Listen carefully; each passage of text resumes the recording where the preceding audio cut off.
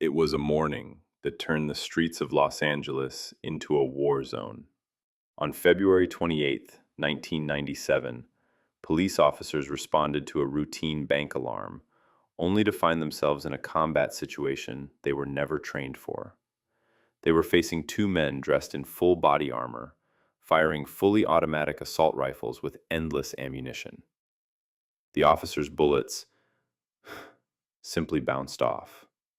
For 44 minutes, law enforcement was helpless, outgunned, and pinned down. This wasn't just a robbery, it was the day that forced American policing to change forever. Welcome to the story of the North Hollywood Shootout. The chaos began long before the first shot was fired. It started here, at a Gold's Gym in Pasadena. This is where Larry Phillips Jr. found his hunting ground. A career criminal and a scammer, Larry was a man obsessed with the big score. He was the brains. And this is Emil Mataseranu, a Romanian immigrant bullied in his youth, bitter at the world. He found power in firearms and a dark mentor in Larry. Together, they formed a bond built on greed and violence. They became the High Incident Bandits. Throughout the early 90s, they didn't just rob banks, they besieged them. They hit armored cars and took over branches with military precision.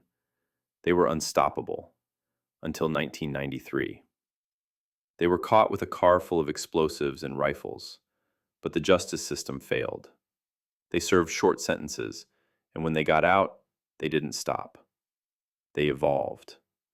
They realized that if they wanted to win next time, they had to be invincible. By 1997, their preparation was terrifying. They acquired an arsenal fit for a small army: Chinese Type 56 AK-47s, a Bushmaster XM15, and a heavy HK-91 for distance. But weapons weren't enough. They didn't just buy vests, they built them. They stitched together homemade full-body armor suits weighing over 40 pounds. Layer upon layer of Kevlar and steel plates covering their chests, backs, arms, and legs. They modified their magazines to hold 100 rounds each. They wanted to fire without reloading.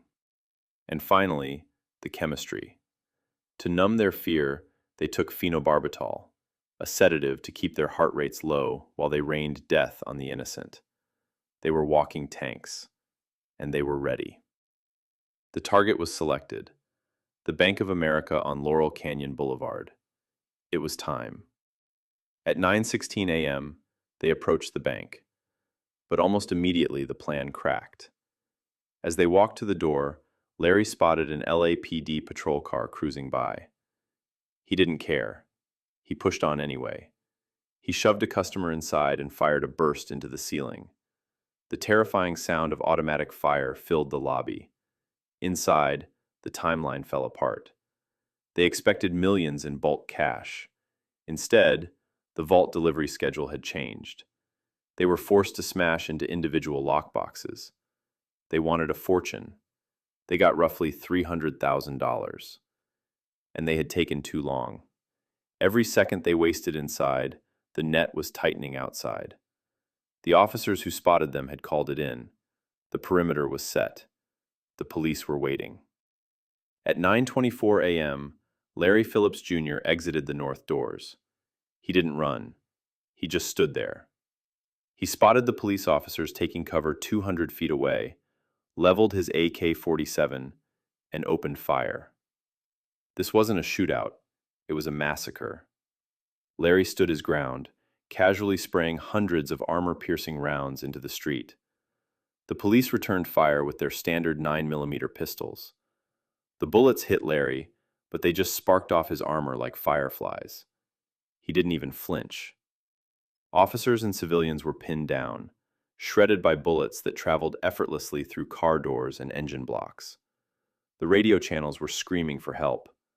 "Officers down! Officers down!" Then Emil joined the fight. For nearly 20 minutes, the LAPD could do nothing but bleed. Their weapons were useless. They needed firepower. Desperate officers actually ran to a nearby gun store, commandeering AR-15s just to have a fighting chance. But for Larry Phillips, time was running out. Larry moved into the residential streets, using trucks for cover.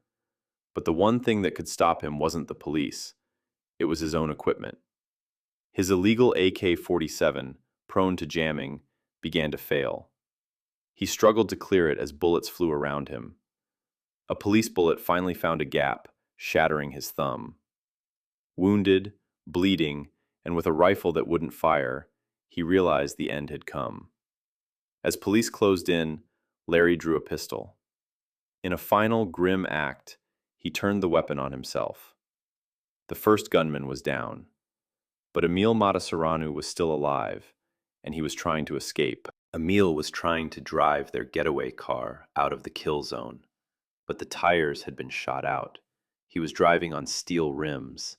Desperate, he abandoned the car and tried to carjack a pickup truck, shooting at the driver through the glass. But he made a fatal error. The driver had fled with the keys. Emil was trapped. And now, the SWAT teams had arrived. They engaged Emil in a close-quarters gunfight. His chest armor held, but SWAT officers spotted his one weakness.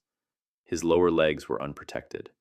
They fired under the trucks, skipping bullets off the pavement and into his calves and feet.